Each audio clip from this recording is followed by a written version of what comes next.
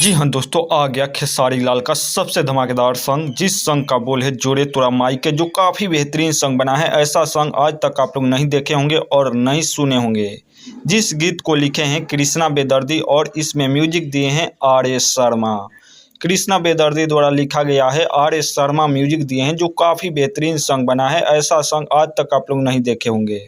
Khesari Lal song शिल्पी राज गाई है, जो कमाल का गाती है, और ऐसा गाना आज तक आप लोग नहीं सुने होंगे। जो चैता सॉन्ग है और इसे रिलीज कर दिया गया है, VR म्यूजिक पर रिलीज कर दिया गया है। आप लोगों से निवेदन है, ज़रूर से जाकर VR म्यूजिक पर इसको सुनिए और ज़्यादा से ज़्यादा प्यार दीजिए। यह गाना मार्केट में तहलका मचा देगा और यह चैता सॉन्ग है, जो काफ़ी बेहतरीन सॉन्ग बना है। आप लोग ज़रूर से एक बार VR म्यूजिक पर जाएं और इस गाना को प्यार दें।